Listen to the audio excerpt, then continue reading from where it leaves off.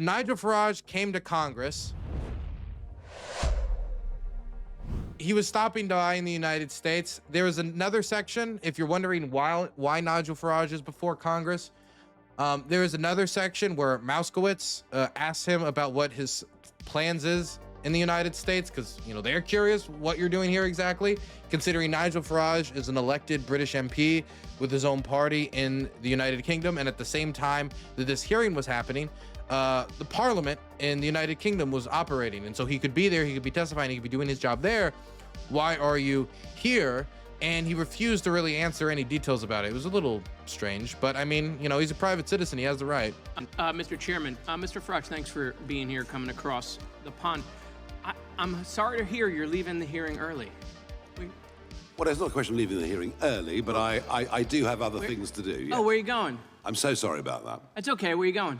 It's not lunch, I promise you. It's not lunch, you're not gonna have lunch. I don't think so, no. No lunch. Sad, isn't You're it? meeting with the president? I can't remember what the schedule is. It's possible. You can't remember if you're meeting with the president.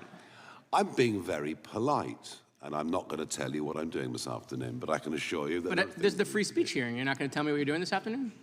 Free speech is one thing. Discretion's quite another, too. Okay.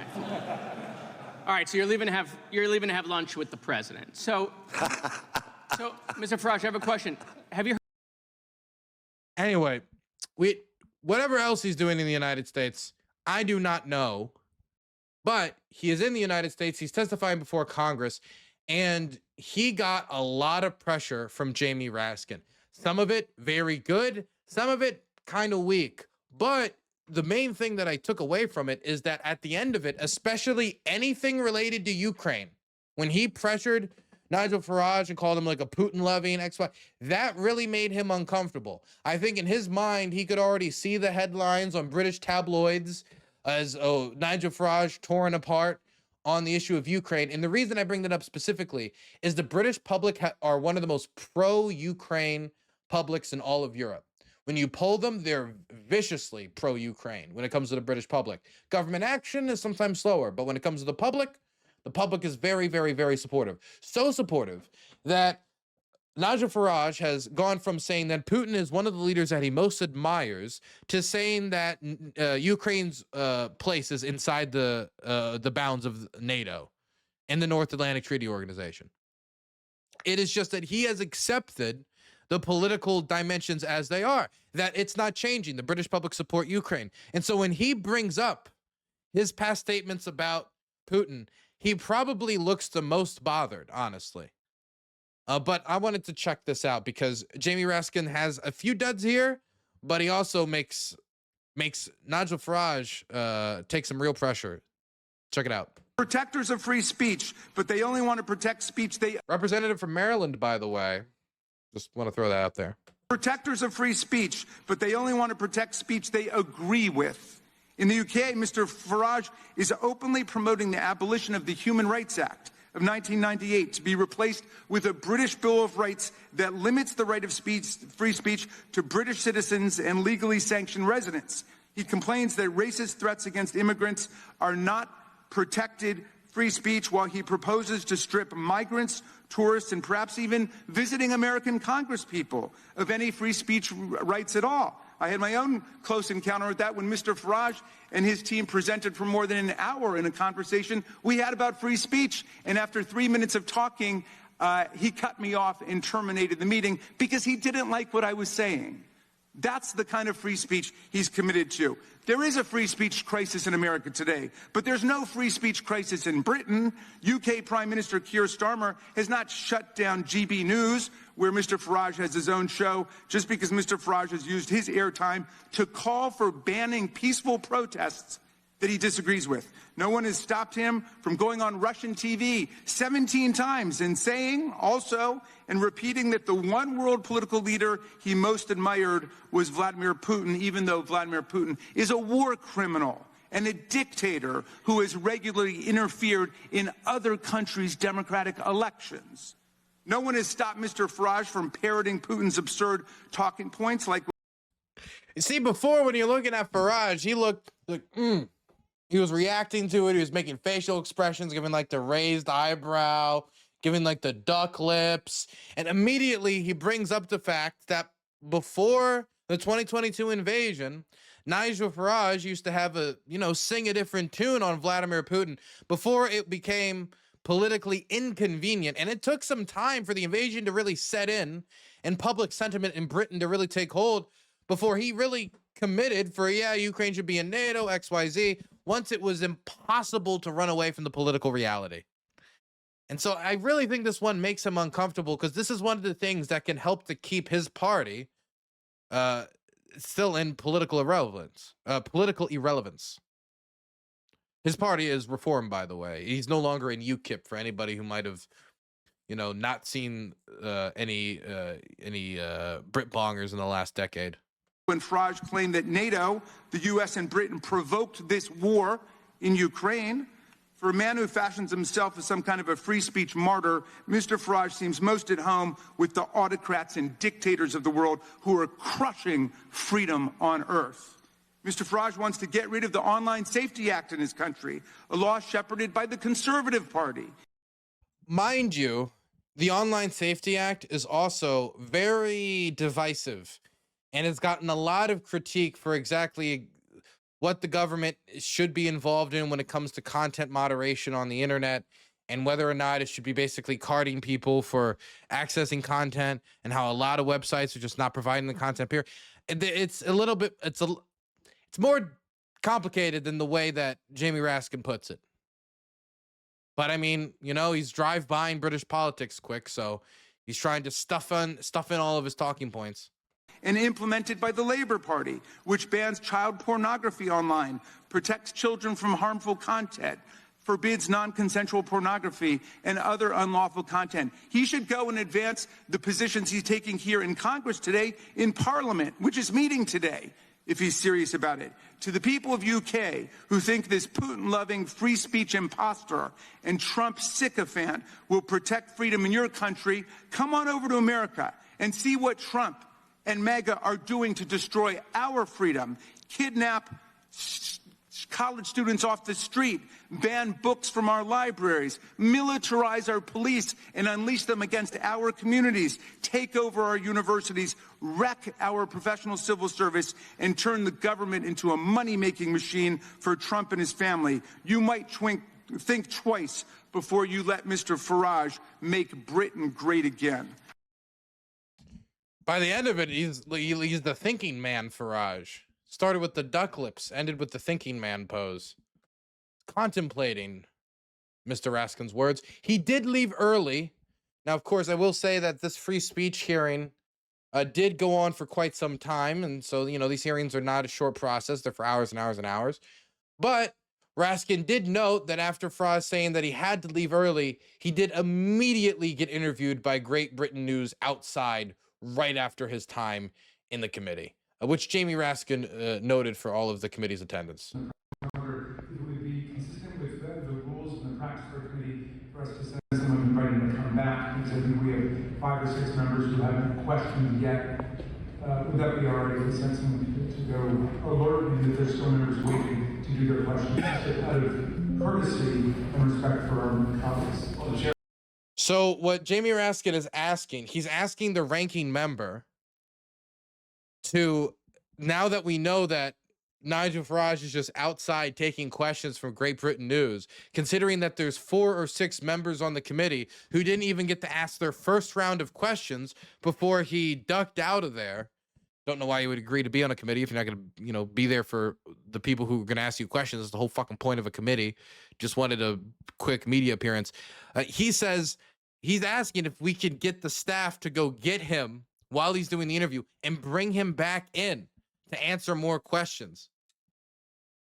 We'll make note that the witness has appeared voluntarily, he has left voluntarily, but in terms of going and asking him to come back, no objection there.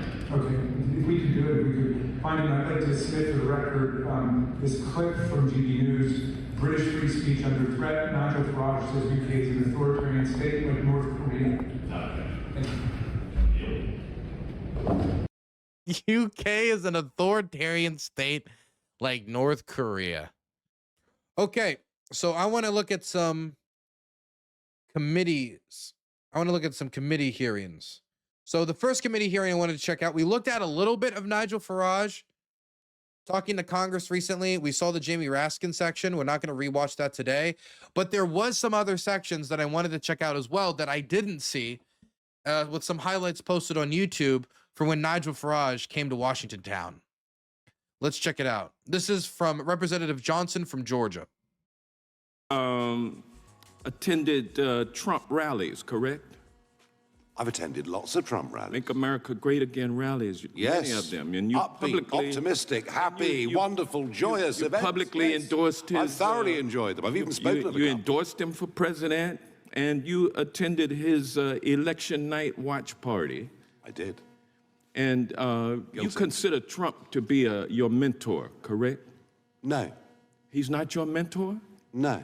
But he is somebody who you want the support of, and you have the support. Yes, I do. I think he's a very, very brave man. Because you are getting ready to run for Prime Minister of Great Britain, correct? I was thinking exactly why Nigel Farage is here, because it didn't seem, he was here on a thing on free speech, right? And Jamie Raskin confronting him on whether or not he wants freedom of speech for people who are not British citizens was very interesting. I didn't know that about him. But I think a lot of it's also to catch Donald Trump's attention. He wants Donald Trump to see him confronting, or at least being confronted by the same people who don't like him. That might be one way to earn his support. And he's one of the most well-known politicians in Britain. There are far-right loons in Britain to the right of Farage, who thinks that Farage is not far enough, who are getting the support, like not Robert Lowe, there's another one, I forget his name, but they're getting support from Elon Musk. And I think Nigel Farage wants to kind of rebase his support a little bit. I think his name was Gibb, was the other one. There was two parties that broke off from Reform due to issues like Reform's, which is Farage's party, not want to endorse mass deportations, and the fact that he didn't want to accept an endorsement from Tommy Robinson, which these other parties, or at least one of them, did accept an endorsement from. So I wouldn't be surprised if this is a way of Nigel Farage trying to ramp up support, because some of these parties have gone from like a few thousand members to 25,000 members after Elon Musk started giving them shout outs. So this might be a way for him trying to kind of revamp his support from, well, the guy who's been feuding with Elon a little bit after their bromance. I've been trying for years, yeah. And as it stands right now, you head up a party. How many seats in the parliament are there? 651, if you include the speaker, that is. 650. Yes. And how many seats does your party hold? How many seats do the opinion polls say we're going to get next time? Is that your question? I mean, I the see. numbers don't lie. You only have 4 seats, right? I'm afraid so, yes. And so you are indeed the leader of a fringe party. Oh, I'm a fringe, all right. Don't worry about that. Yes, absolutely. Everything I've ever done. And as a fringe party leader seeking to run for Prime Minister of Great Britain, you need a lot of money in order to blow up like the MAGA movement has blown up. What you need is a message of truth and a message of hope. And well, you need money also, right? Money's helpful, but it's not the primary thing you need. So the first thing that came out of the chair's mouth this morning during his opening statement had to do with Elon Musk. Yeah. And you're carrying water for Elon Musk today. This is not right. This is a mistake by Mr. Johnson. He's out of date. There was a period where Elon Musk was saying that Reform UK is the only answer to Britain's problems. But when Nigel Farage wouldn't endorse mass deportations, even though he actually went back on this a little bit and he said he wanted to do 600,000 deportations over 5 years, which these other fringe parties said was not enough. And of course, the other parties said was too much. You know, there's a little bit of you can't win it here, you know? But when people have problems with Reform UK and you ask them like, hey, why won't you vote for Reform UK? A very small percentage say because, oh, they're not right-wing enough or they're not aggressive enough on deportations. There's a very small percentage. I think Nigel Farage is trying to keep himself from the political irrelevance that could push a lot of voters away if he was to embrace Tommy Robinson, or if he was to embrace massive deportations, or if he was to continue praising Putin like he did in the past, considering Great Britain is one of the most pro-Ukraine countries in all of Europe, but not in the European Union. So Elon Musk actually likes these farther right parties that have broken off from Reform UK because they are much more energetic about mass deportations, and they're much more willing to embrace people like Tommy Robinson. And they think that Nigel Farage is, well, he's basically sold out, so to speak. So Mr. Johnson's actually incorrect. Aren't you? From what I can see, Elon Musk is abusive about me virtually every single week, but it's a free country, so, I mean, but, you know. See, Nigel Farage is more up to date because most people know what if the richest man in the world has an opinion about you, usually know what it is. You He's never entitled stop to do that. trying to ingratiate yourself with him. Wrong. Well, I mean, No, wrong. You are familiar with the fact. wrong. I have. You are familiar with the I've had fact, public, Mr. Farage, I have had a that public fallout with Elon Musk. Donald Trump's campaign benefited to the extent of. Yeah, no, Farage, this is, I gotta give it to Farage. I mean, I don't have to give it to Farage like this is a massive achievement, but I mean, like, Farage is right here. They've had a massive falling out, and now Elon Musk is supporting people to the right of Nigel Farage, which is wild to say out loud, considering Elon is an immigrant. An immigrant himself. But it is true that he wants the parties that basically want to completely shut down Britain's borders. It's crazy though, isn't it?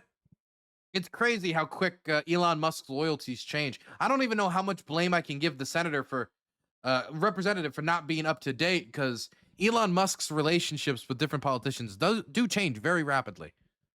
$250 million from Elon Musk. Well, I mean, how much? You are familiar with that, correct? How much did Mr. Zuckerberg give to the Democrats? I mean, this is what happens, and people are. Well, he didn't give any money on Musk. to Let me be clear. to the Democrats. He was sitting behind Trump with the rest of the tech bros, and you are here today to impress all of those tech bros, including Elon Musk. Zuckerberg was a weird pull considering this last election and how that went. Isn't that correct? I'm going to answer your question very, very honestly. You need money from Elon Musk in order to get elected Prime Minister of Great Britain. That's the bottom line. Isn't that correct? We consider all day, as long as the chairman allows us. I don't mind. I had a very public falling out with Elon Musk. But you're still trying to get some money from him, though. Over a political issue. It's not about the prior disputes. I'm sorry, you're trying to ingratiate yourself with the tech bros by coming over here and trying to. Can I get a cup of coffee or something? And you're arguing. We'll be here a long time. What you're arguing is that the citizens of Great Britain should pay a tariff if these tech companies are not allowed to violate the laws of Great Britain. No, I'm not. So, Mr. Farage, first of all, to be called charming by you, a man of your evident erudition and dazzling brilliance, is undoubtedly a Lifetime Achievement Award for me. So I will hold it closely. But I wanted to... Okay, we already watched Jamie Raskin's one yesterday, so I don't think we need to watch it again. It was very confrontational, but we'll go over to Mouskowitz, who he's like he's a spitballer in Congress. He certainly is. I do have other things to do. Yes. Oh, where are you going? And he's got this the tone in his voice. It creates a certain amount of annoyance that I think is really good at getting people's under people's skin. I even listen to him, and I'm like, after 5 minutes, like, okay, when is he gonna stop talking? Because it's just that tone. But hey, it's useful in Congress. It's useful getting under people's skin. It's a useful tool. It's a useful tool to sound that annoying. Well, it's not a question of leaving the hearing early, but I do have other things to do. Yes. Oh, where are you going? I'm so sorry about that. It's okay. Where are you going? It's not lunch, I promise you. It's not lunch. You're not going to have lunch. I don't think so, no. No lunch. Sad, isn't You're it? meeting with the president? I can't remember what the schedule is. It's possible. You can't remember if you're meeting with the president. I'm being very polite, and I'm not going to tell you what I'm doing this afternoon, but I can assure you that... But this is the free speech hearing. You're not going to tell me what you're doing this afternoon? Free speech is one thing, discretion's quite another, too. Okay. All right, so you're leaving to have lunch with the president. So, Mr. Farage, I have a question. Have you heard about the Epstein thing that's going on here? I have. You have. What do you think about it? I'm not going to give comment on anything happening in America. I'm here as a witness. Perfect. I'm here as a witness. Then the administration sends the Deputy Attorney General to meet with Maxwell in jail. He happens to be Trump's former personal attorney. She says something favorable about the president. Miraculously, she gets transferred to a minimum security prison. The president starts talking about how he has the right to pardon her if he wanted to. The leaks to the Wall Street Journal then stop. We come back from break. We have the Massey petition. Comer does a document dump where 97% of these documents are already public. How long has he had those documents? Why hasn't he released them for the last 6 weeks? Does it the day of the vote? Then Republicans drop a non-binding resolution trying to kill the Massey discharge petition. The White House said passing the Massey discharge petition is a hostile act. Wow. That's a lot of distraction and deflection and misinformation. Wait, passing a discharge petition to release the Epstein files, the White House said would be a hostile act. Nope, we have no questions about that. But why? Why is it that we're spending so much political capital to keep this list from coming out? You think the list should come out? You think we should know the people who dealt with Mr. Epstein, Mr. Farage? I thought I was coming to a hearing on free... Can you imagine the political environment we're in right now? A few years ago, the right terrified, and I mean, like you said, the fringe right, whatever you want to call Reform UK. They're certainly not the Conservative Party. They're not the fringes of the fringe right, but they're people would have called them right. That slur.